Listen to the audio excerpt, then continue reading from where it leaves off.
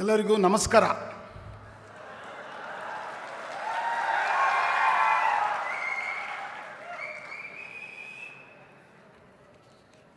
ಇದು ಬಹಳ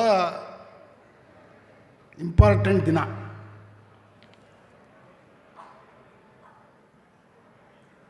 With the divine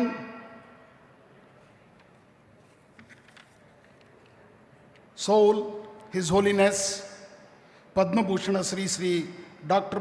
Balagangadharanatha Maha Swamiji ಅವರ ಚರಣದಲ್ಲಿ,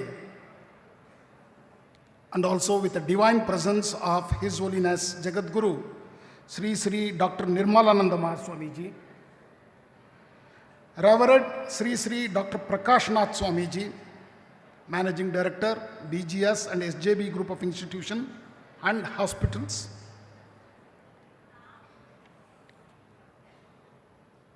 my friend Dr. Pratap Singh Desai ji, President ISTE, Dr. Vidyadhar P. Vadayar, EC Member of Council of Architecture,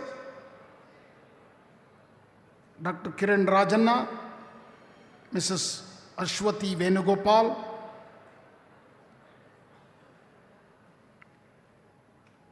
Sudhakar Rao, and all other distinguished guests on the dais, off the dais, and all the media people, ladies and gentlemen, and most importantly, the graduating class of SJBIT 2024 and SJB Planning and Architecture, it is a 7th graduation. It's a very important day. One is the 20th graduation day of SJBIT and the 7th graduation ceremony of SJB SAP, School of Architecture and Planning. So let me congratulate all the graduating students today and also their parents who have assembled here on this important day. To all the graduates, congratulations to all of you. Very big applause to all the graduating students and all the medal winners, the gold medalist and silver medalist and all of these. Friends, remember, you did not walk this journey alone. You have heard a lot of messages from all my speakers, so I will not dwell too much on that.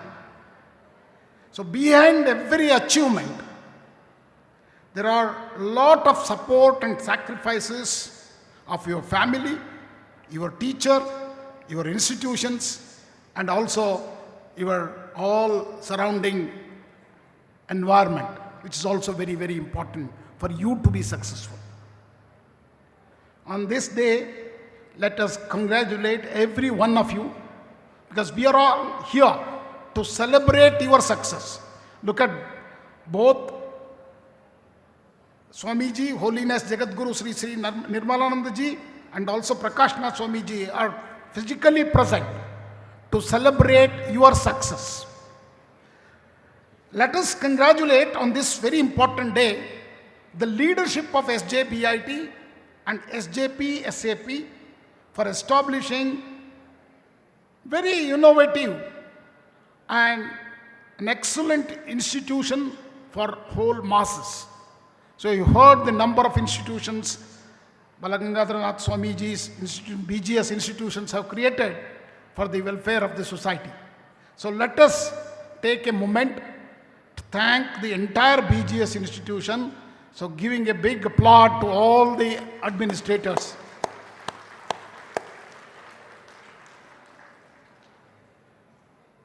And in particular, I would like to also thank Sri Sri Dr. Prakashanatha Swamiji for inviting me here for this occasion, and also and what he has created here is a miracle. 2 hospitals, engineering college, architecture college, and whatnot. So I wish this institute also to rise to the next level and become a university of relevance to the nation.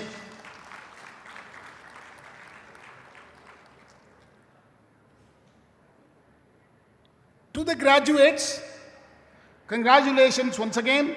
You have reached a moment that you have dreamed, and for that you have worked tirelessly. But remember, you do not walk this journey alone. There are so many people, particularly your parents, are today more happier than you that you have graduated. And at this age, you may not even recognize their contribution, but one day you will remember. So let us thank all the parents showing their support and courage for their wards today who are graduating.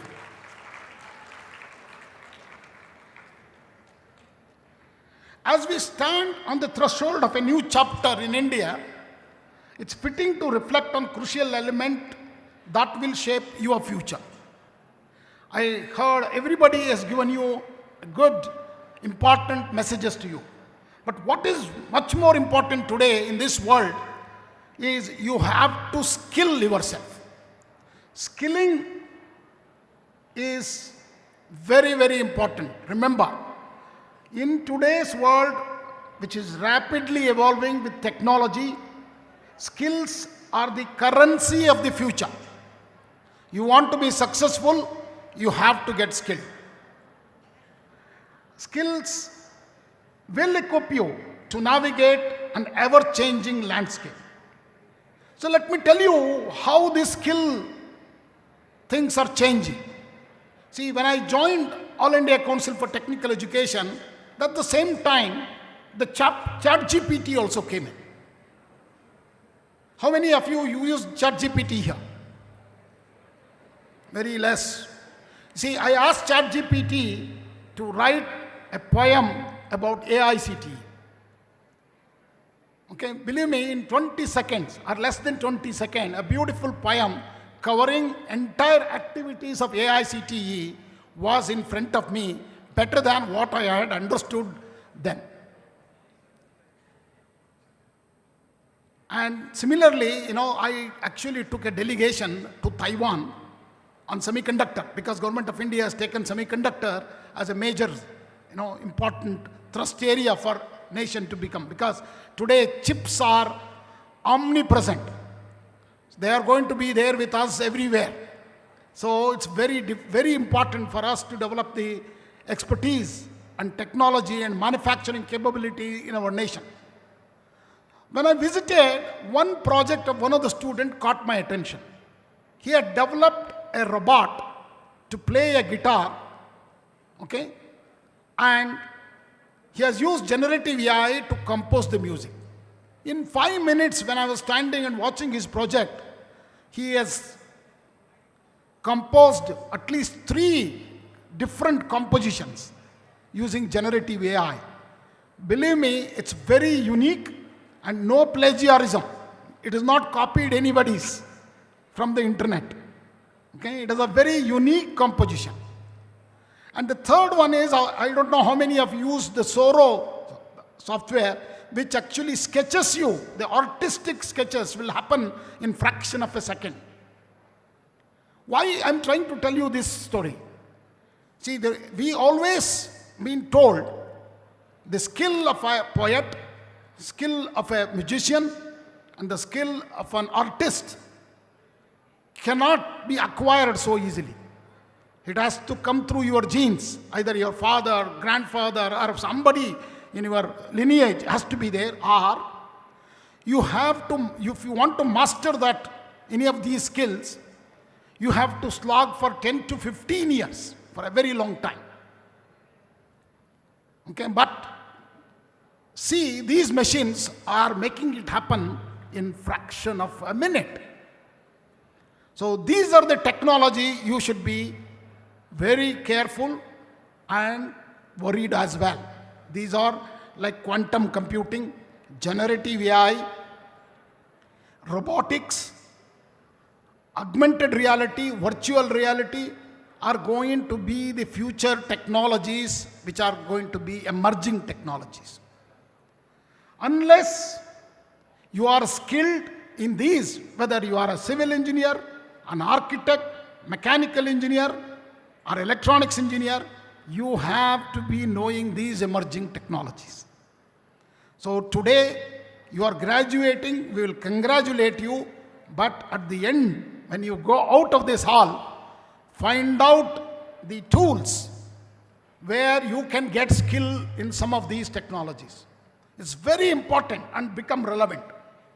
AICTE, All India Council for Technical Education, actually gives you an opportunity by implementing various initiatives such as promoting research and development. We also fund encouraging institutions to set up innovations and incubation centers. And in addition to that, we have a large skilling programs using National Education Alliance for Technology, as well as our internship portal. And our career portal is one such portal. You should keep looking at it, where it is not just about getting an employment or a placement, it is also how to present yourself when you approach these companies for a job. In this digital world, in today's dynamic digital world, essential skills spans across life skills, digital skills, and professional skills. Life skills are, to give you an example, critical thinking, emotional intelligence, and time management is also very crucial. Today, as I told you, time has crashed. See, if you wanted to become a musician, you would have slogged for 10 to 15 years, but these machines are doing it in a fraction of a minute. So in that world, you have to know how you have to be managing your time. Otherwise, if you do this, I will do it after a week, you may be irrelevant. That's very important. So in the life skills, critical thinking also is very important. That is where I have a hope, even though these machines and generative AI are putting a threat on our existence, but the critical thinking capability of human beings, I still feel that we will come above these machines, and we are anyway the creators of these machines. So that is the hope we have. Friends, additionally, you also have to learn the soft skills, such as leadership skills, teamwork. Today, you cannot be doing anything alone. You have to work together. Teamwork and creativity, along with professional competencies like project management, networking, are also play a very key role in navigating your career as well as personal challenges successfully. So, Dr. Desai talked about the challenges of life. So you have to navigate them. So that's where you are not alone in this world.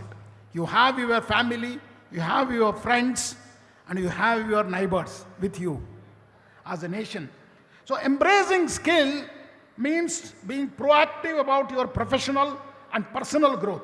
It means seeking out opportunities for continuous learning. Within the, as you rightly said, Sudhakar was highlighting about continuous learning and lifelong learning. This is the emphasis of the National Education Policy 2020. So National Education Policy 2020 is not a very different or a difficult policy, but it is actually centered around the students, giving a lot of flexibility for learning. In today's world, the ability to adapt is the key message for you. You need to adapt to this new world order. Ability to adapt and upskill is not just advantageous for you, but it has become very essential today. Consider the innovators and leaders of our time. So even companies like Microsoft would have been irrelevant if they don't adapt it to mobile technologies and cloud computing. See, this is what has happened in last 3-4 years. So when they moved into that, they're still remaining. But you know the story of Kodak films. You don't see now the Kodak cameras at all. They're just vanished. So you need to change. You need to adapt to the new changes. That's the most important thing you should remember. And also you should be willing to learn. At the same time, you should be willing to unlearn and relearn, because technology is fast changing. As graduates, you are entering to a world that values skills more than ever, whether you are stepping into a traditional career or embarking on entrepreneurial ventures or pursuing further studies. Whatever you would like to do, your ability to skillfully navigate your path will determine your success. So remember that and go back and get skilled and right aptitude where you have. So I encourage you to also commit a mindset of lifelong learning, which is a very, very important in this world order, because technologies are changing like never before.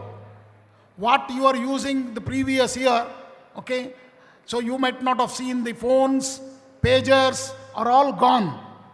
So that's the kind of the world we are living in. So you are professionally, you should very important to explore these new changes and adopt yourself. Skills are not just the tools, please remember. They are the bridges to your future. Will connect you to opportunities. And the day has come, there is no more, no one, I think, another 5 to 10 years, nobody will ask you what degree you have got. They will ask you what skills you bring on the table to my company for you to join my company. This will be the world. So how Ministry of Education has taken this and what they are doing. I think all of you know now you are all registered in Academic Bank of Credits. How many of you joined Academic Bank of Credits? All of you are actually should be in the ABC, and you have a unique APAR ID. This ID is actually very unique, starting from your LKG to PhD. Every student in India will have a unique ID linked to Aadhaar. This ID today, 30.5 crore children are already joined this APAR ID. What it provides you? Whatever certificates you get, the universities will upload in the Academic Bank of Credit. It's like a bank account. Okay, all your credits will accumulate there. And both UGC and AICTE has given you a flexibility of up to 40% you can learn through self-learning, either through Swayam or Swayam Plus or Coursera or any such courses, and accumulate those credits in your Academic Bank of Credit. And whichever university you are studying, up to 40% you can show those credits and get a degree. That's the 60% is a regular format. So this kind of flexibility is going to come in future. So that is where the future lies in skilling. So congratulations once again for the class of 2024. And I feel, and I also wish you, your journey ahead be filled with growth, discovery and success. Embrace the power of skilling and let us guide that skills to a new heights. So in this direction, All India Council for Technical Education, which started as a regulatory body, today it is with you as a facilitator.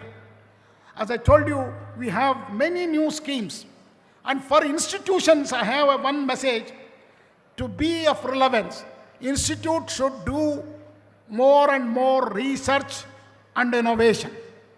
And these activities, along with encouraging the young people to be the creators or startups and being an entrepreneur, which are very important.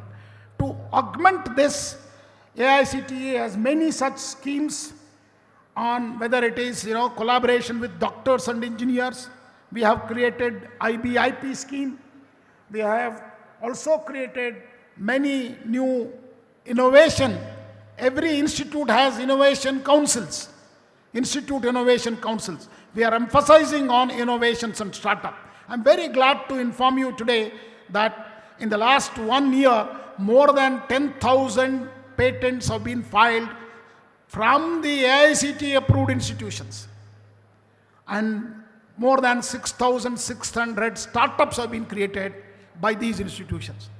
So you heard the previous speaker talking about we are the third largest startup capital of the world. 1,40,000 startups as of today. Okay? In 2015-16, we hardly had about hundreds or 200 startups. Today, these startups are also making money. See, $450 billion worth value of startups are bringing the money. Capitals are rising, and 1/4 of that is coming from international countries. So it is not just, so our young people are going to become the leaders of the world. You have already seen the engineers who graduated from India, even from what we ourselves call second and third grade, are ruling the world today. Any company you name, a CTO or CHRO or even CMD has to be an Indian. It is already. So we as a nation has done exceedingly well in space research, nuclear or atomic energy research, and defense research. Today we are a country in all these three areas developed indigenous technologies. Because in the last 20 years, if you see, we had an embargo on these technologies. Even a bolt and a nut for these projects have actually been manufactured and developed within India.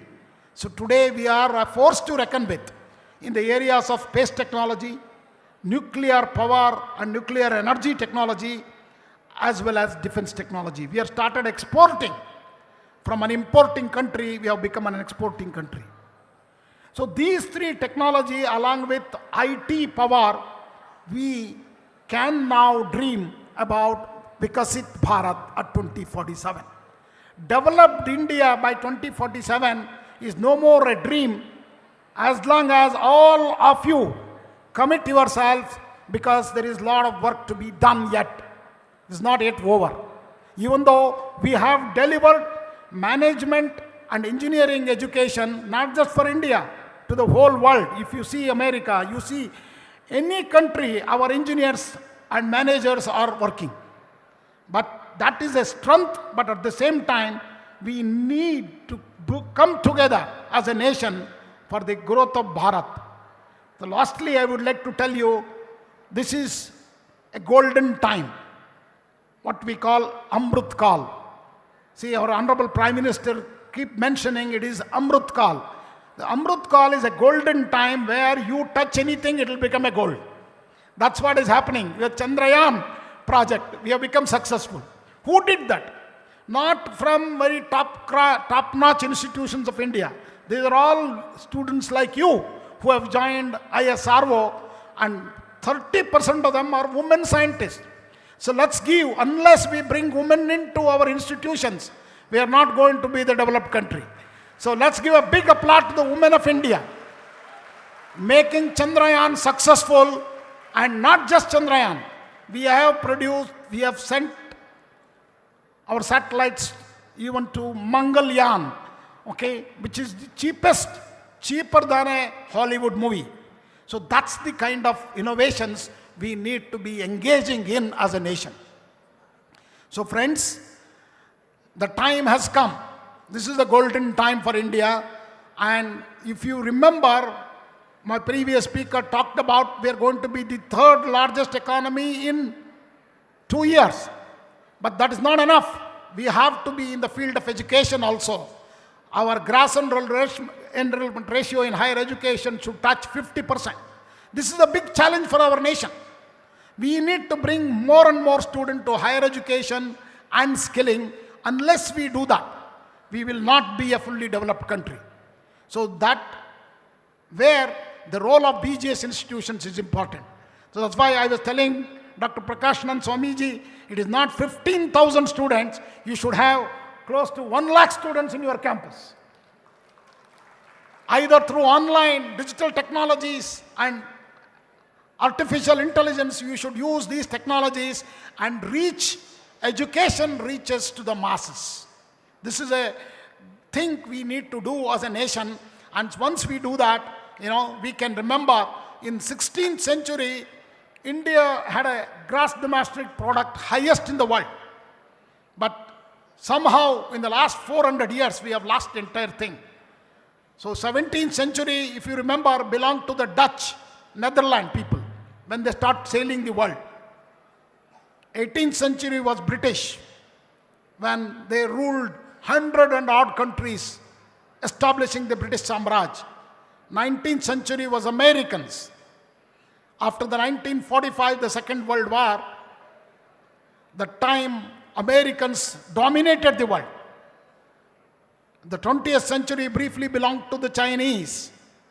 But within several years, the things changed. After the COVID-19, whose time it is, ladies and gentlemen? It is India's time. We have created the largest digital public infrastructures in the world. Okay? So we are the only nation now using a lot of digital technologies. All of our UPI transactions, 45% of the world's UPI transactions happens in India. All of you kids are grown up with QR codes. You know only QR codes. You don't have any money transaction is happening through QR codes. You go nook and corner of our country. Even an illiterate knows how to use. So the fantastic financial and digital literacy has spread to the rural part of entire country. This is the strength. And this is what I think I appeal to you. Each one of you should pass this message and make more and more people utilizing the digital technologies in everyday's life, which is happening. And today, majority of our rural folks have bank accounts. So this digital literacy is very important on this world. And we recently celebrated on 8th September International Literacy Day. Literacy today means not reading and writing. How to live, how to transact. So many definitions have changed. This is where I think the young people need to innovate using technology, create Ubers, whatever is being created, Zomato. So all these are very successful without owning anything. They are running big corporations. That's the world today, ladies and gentlemen. So all of you can become successful, and there is an opportunity. This is the golden time. This is India's time. But at the same time, you need to remember, you have to be humane. Humane skills are also important. Giving is important. So if you remember what BGS is doing today, giving so much of education to the entire, I think in the state of Karnataka, BGS institutions have created a transformation in field of education, starting from school education to higher education. So give a big applause once again, please. So with these few words, I hope all of you will be doing exceedingly well in your future careers. And I wish you the very best. Also remember, when you step out of this hall, thank two people, that is your parents and your teachers.